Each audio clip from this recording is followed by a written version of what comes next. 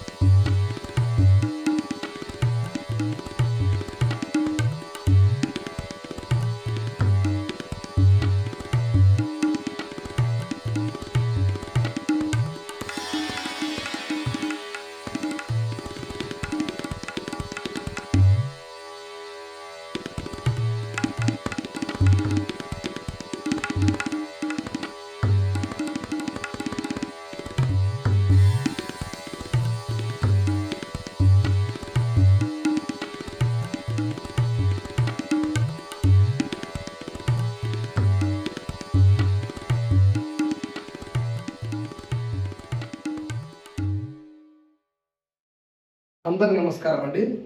ఈ Somnath temple old city Yakutpura Amman Nagar ఏలో ఉన్నది సార్. ఈ సోమనాథ్ టెంపుల్ ఇక్కడ ఇట్లా వచ్చిందంటే ఆ టైంలో వాగులు వరదలు ఉంటాయి, చాలా తలాలు ఉంటాయట సార్. ఆ వాగులు వచ్చి కొట్టుకొచ్చి ఇక్కడ నిల్చుండిపోయింది లింగము. ఈ లింగంతో పాటు ఆ నందీశ్వరుడు కూడా సేమ్ పొజిషన్లో నిలబడిపోతే మా పూర్వీకులు ఆ టైంలో ప్రతిష్ఠించారు ఈ లింగాన్ని. అప్పటి నుంచి మా ఫ్యామిలీ సేవలు చేస్తుంది ఈ లింగానికి. 9th జనరేషన్ సార్ అది. మా బ్రదర్ మా ఫ్యామిలీ అప్పటి నుంచి సేవలు చేస్తున్నారు. ఇప్పుడు 9th జనరేషన్ మాది, మేము సేవ చేస్తున్నాం సార్. ఇక్కడికి వచ్చి ఇక్కడ ప్రత్యేకత ఏంటంటే ఇక్కడ ఏ దోషాలు ఉన్నా కానీ, కుజ దోషం కానీ, కాలసర్ప దోషం కానీ, ఏ దోషాలు ఉన్నా కానీ ప్రతి భక్తుడు వచ్చి ఇట్లా స్వయంగా ఇలా అభిషేకం చేస్తే పాలు పెరుగు తేనె శక్తిని అభిషేకం చేస్తే ఆ ఉన్న దోషాలన్నీ విముక్తి కలుగుతుంది సార్. చాలా మంది భక్తుల నమ్మకం ఇది. ఇక్కడ ఎవరికైనా కానీ మ్యారేజ్ ఇష్యూస్ ఉన్నా కానీ, సంతానం ఇష్యూస్ ఉన్నా కానీ ఇక్కడ పైన ఒక ముడుపు కట్టాలండి. ఇప్పుడు ముడుపు కట్టాలండి.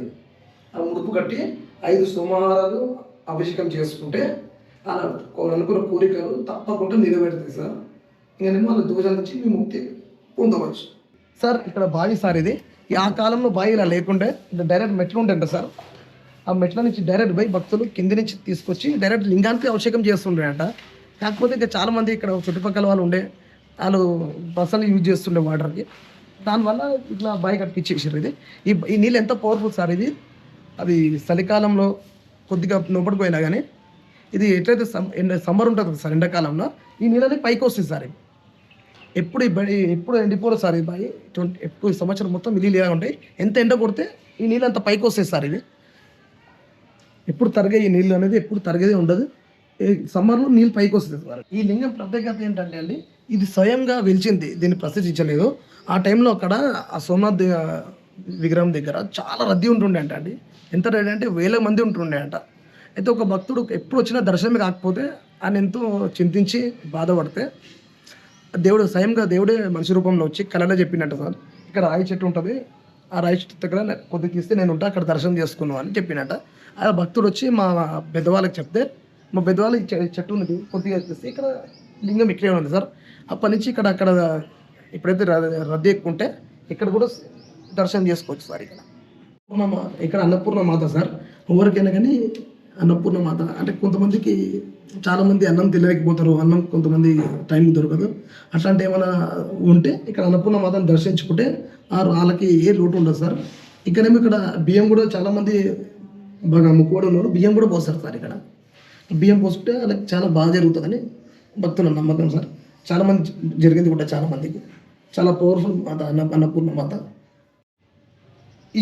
ఈ సోమనాథ్ మందిరం ఏదైతే ఉందో అంటే ఇండియాలో 2 ఉన్నాయండి. ఒకటి గుజరాత్లో ఉంది సోమనాథ్ టెంపుల్, ఒకటేమో మన హైదరాబాద్లో ఉన్నదండి. అక్కడికి వెళ్ళి దర్శనం చేసుకునని వాళ్ళు వీలు లేని వాళ్ళు ఇక్కడికి వచ్చి దర్శనం చేసుకున్న అదే భాగ్యం కలుగుతుందండి. అందువలన మీరు మీ కుటుంబ సభ్యులు వచ్చి ఈ దర్శనం చేసుకుని స్వామివారి అనుగ్రహం పొందండి. నమస్కారం.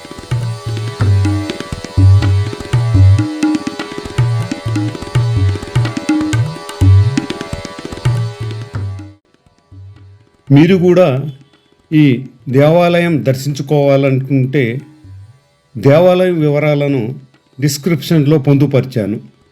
ఎప్పటిలాగానే మా ఛానల్ని లైక్ చేయండి, షేర్ చేయండి, సబ్స్క్రైబ్ చేయండి. ఓం నమః శివాయ.